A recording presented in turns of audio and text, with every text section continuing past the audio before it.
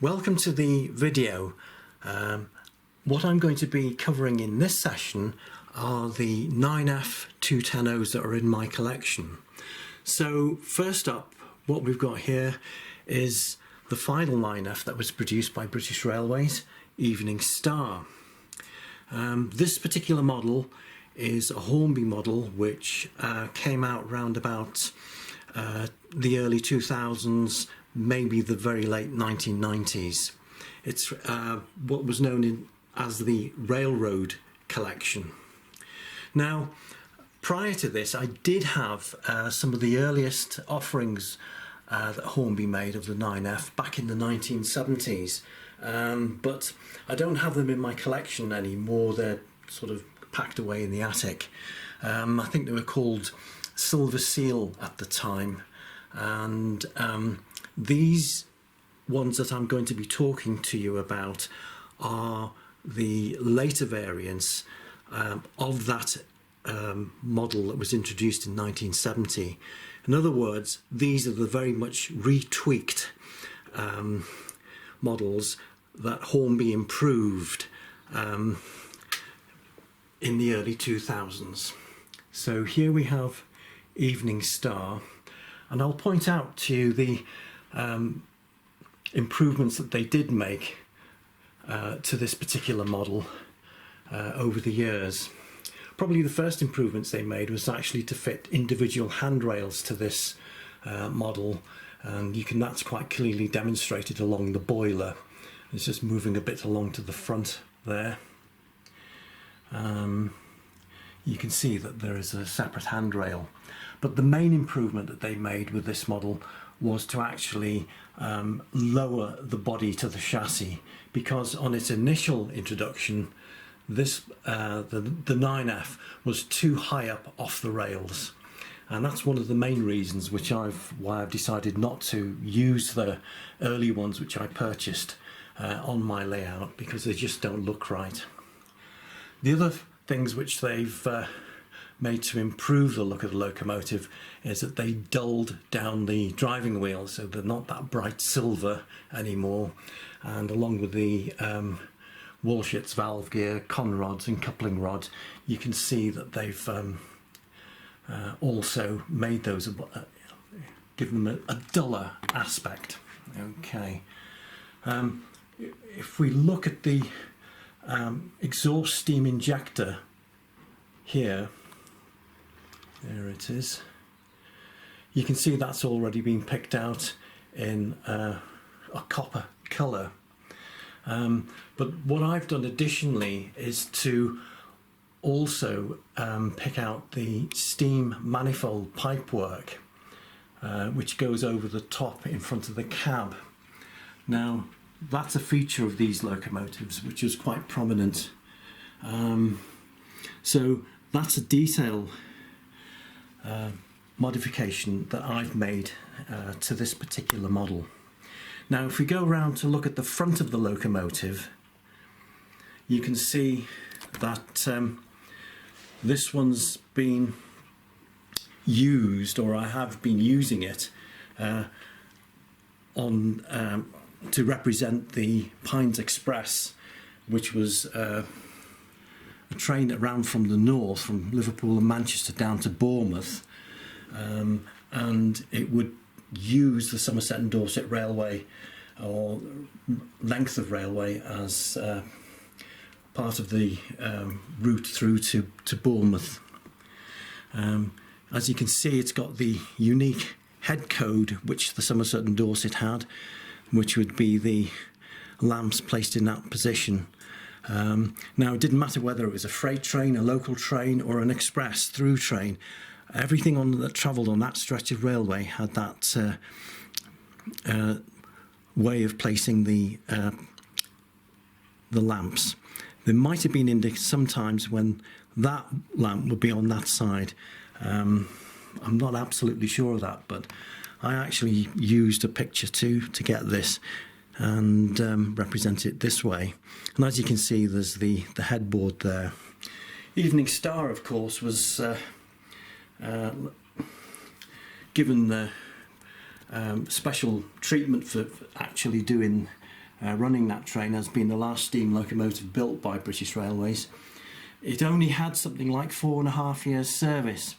It was built and came into service on March 1960, manufactured by Swindon, and it was withdrawn in 1965 after a minor shunt accident which resulted in the front buffer beam being slightly buckled.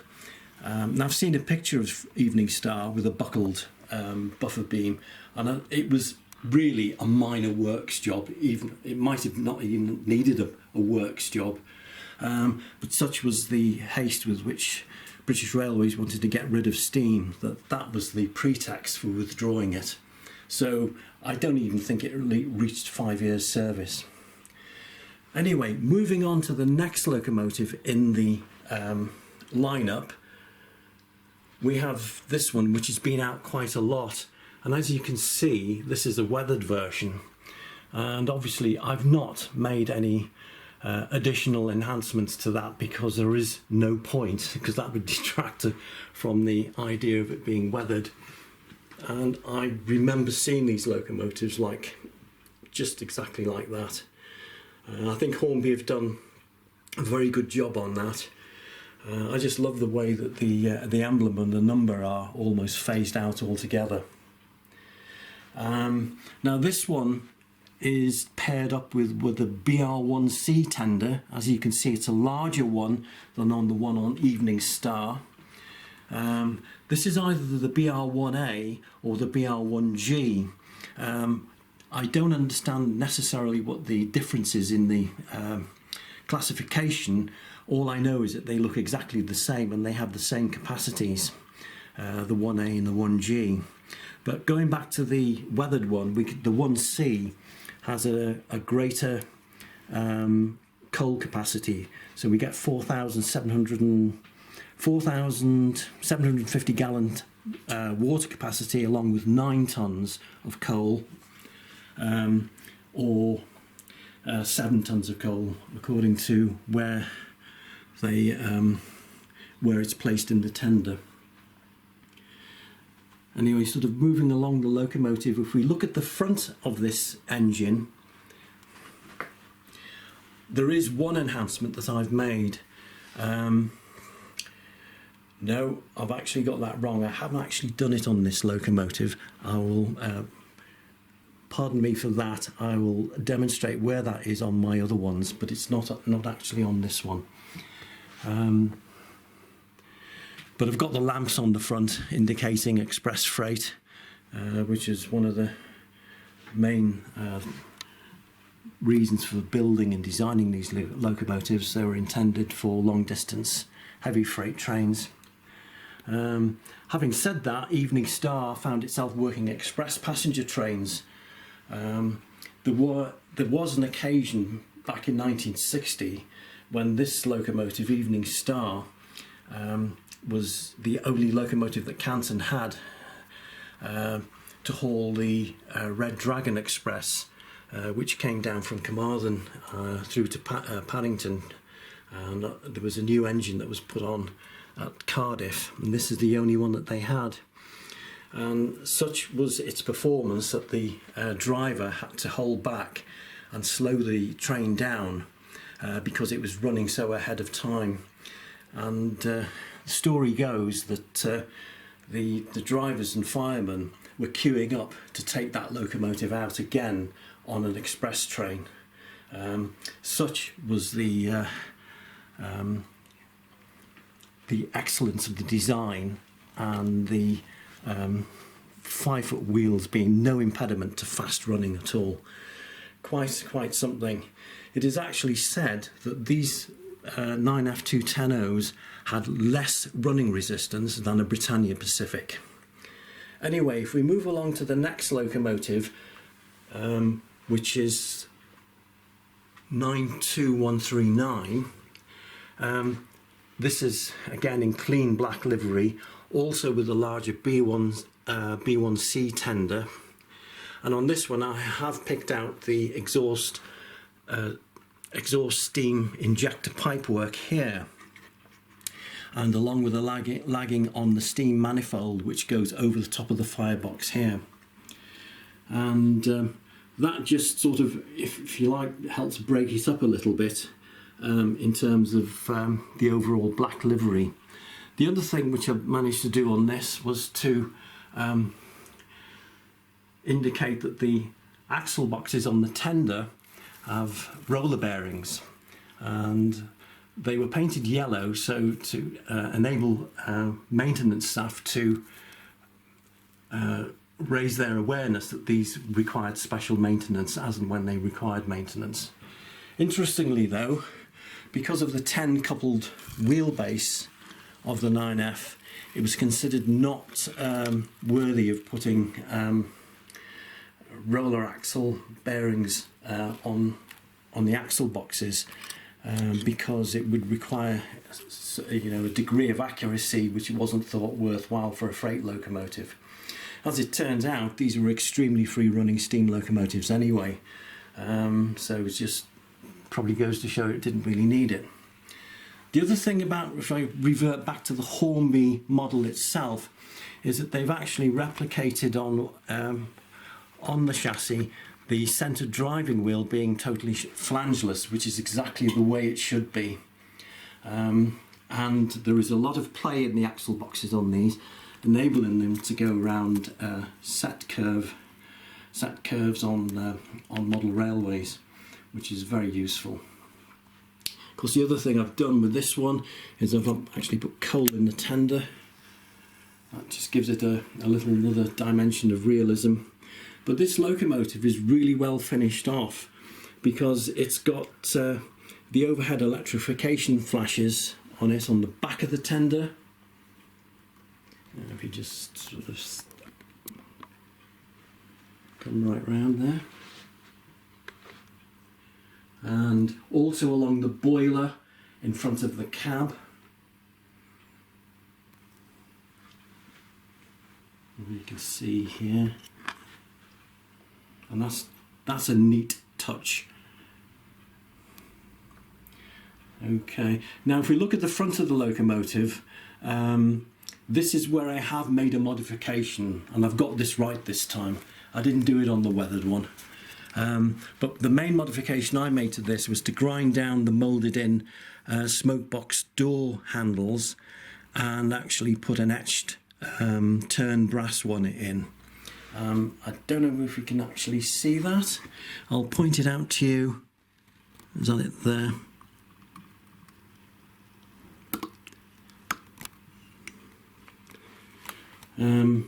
Anyway, it probably can't be seen very clearly because it's black, but I do know it's there. Now, the thing that's missing on the front of this are the straps that support the smoke deflectors to the front of the smoke box there. Now, the modelers who are really sort of keen on these locomotives will note that I don't actually have a Bachmann one here. And in all honesty, the reason for that is I just didn't rate it. It was my intention to go for a Bachmann one, but I did look on 2 or 3 occasions in model shops at ones on display, and overall the detail on them was fantastic. It was all separately fitted. You couldn't fault the effort that had gone into making that locomotive. The detail, it was all there. It was 3-dimensional, and it was manifest all over the locomotive in a way that it is not on these. But overall, I was not that impressed with it, and I couldn't put my finger on it. But that's been the same. That's been me with Bachmann locomotives. Some are outstanding, and others I found, I don't know why, I just don't like it. And the 9F was one of them, so I never bothered. So moving on, this is yet another Hornby one, as you can see. Got the yellow axle boxes. This is one with a BR1G tender, 5,000 gallon capacity and 7 tons of coal. And again, I've picked out the the pipework and the steam manifold pipework over the top of the boiler, and I've painted the exhaust steam injection pipework copper, as you can see. Right, so moving on, I don't know if we can see the front of the smoke box where I've put the separate smoke box door handles, but I can assure you they are there. So moving on, I've got another one here. This one here has got the BR1C tender, the larger tender. If you look on the top of that tender, you can see I've placed coal.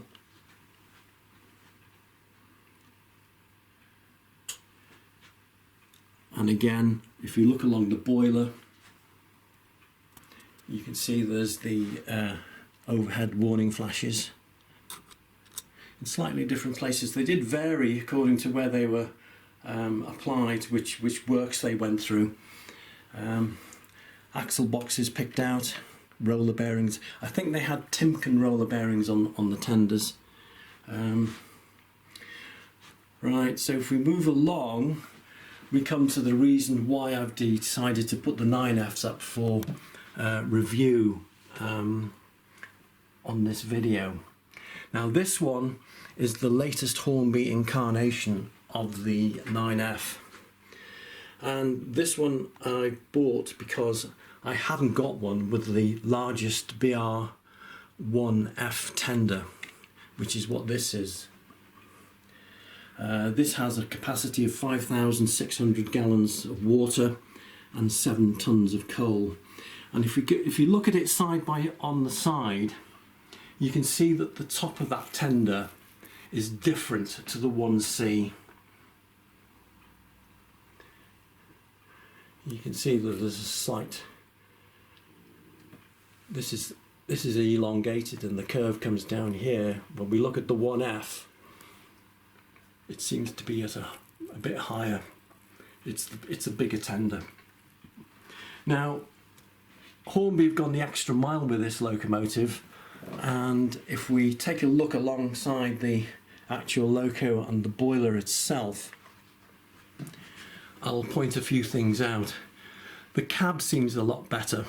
Now, that's much better. The portrayal of the cab, and particularly the windows, is much more realistic. And also what we've got here is a much more accurate depiction of the exhaust steam injector. It's three-dimensional. The pipes are all individual, and they're overlaid, and they're all separate. The slight the slight drawback on it is that Hornby decided to paint it brass instead of copper, but never mind, that can be rectified easily. And if we look at the steam manifold pipework and the lagging on it, we can see that is a separate arrangement and completely separately fitted. And the cab is massively detailed inside. Now, I don't know if we can see that. It is beautifully done.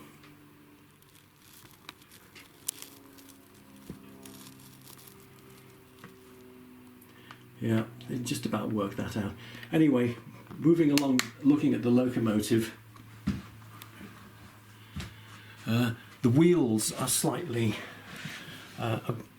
improved as well, because we've actually got the way the spokes meet to the inside of the wheel. You can see the angled webbing, and that's better portrayed than it is on these. If we look at the front pony truck, this is basically the same fitting that Hornby had back in 1970. Nothing wrong with it, it's pretty good, it's reasonably accurate. But if we move along to the latest version, we can see that this is a much more realistic representation of that particular piece there. Okay, and the steam pipe going into the boiler here again is totally separate, where it isn't, it's all moulded on here. So there are some big improvements detail wise, which does give this locomotive a lift. My point would be, is it worth it? I'm not 100% convinced that it is. Particularly when you're looking at the price. Now, I'm not sure whether these 9Fs, these earlier ones, were classified as a railroad version. Certainly Evening Star was. Now, if this is still available as a railroad version, and you want to make a choice about what 9F you're going to get, I think price would be a very big factor. And to me, this revamped 9F, which is very recent, outstanding as it is, I don't think I could put my hand on my heart and honestly say that that is so much better than what they did before. That's not because this isn't any good, it's because this was so really well done in the first place. These do look good. So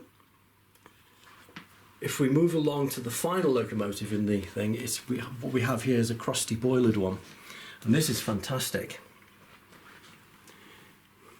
And there you can see again it's coupled up to a 1C tender, BR1C. The axle boxes haven't been picked out on this one because this is an early BR representation, 1955-56, and they weren't picked out until much later. But interestingly, if we look alongside the boiler, all of the pipework and everything is moulded on.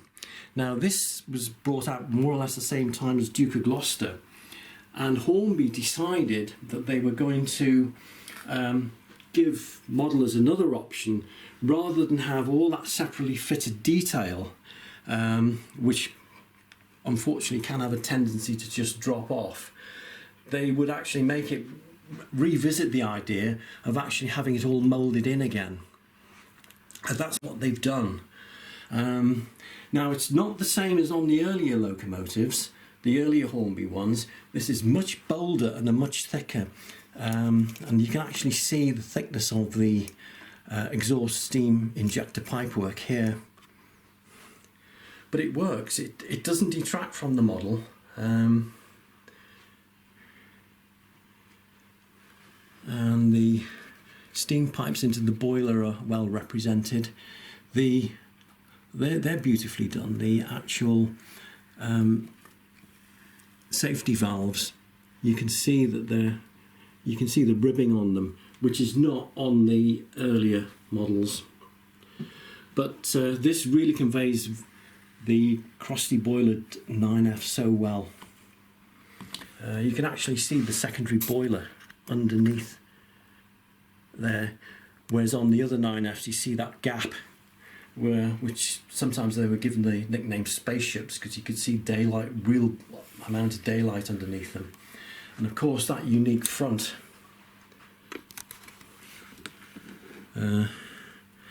really looks like a continental locomotive rather than something that you saw on British Railways, that's for sure. Unfortunately, these locomotives were an abject failure, and it led to the removal of the secondary preheater boiler, and they were then operated as conventional 9Fs. They saw their days out. Interestingly though, there were only 10 of them, but they lasted right to the very end. I think there were all 10 of them were still in service in 1967. Anyway, I'll leave it there, folks. I'll be interested to see what your comments are on this, and I look forward to seeing you another time.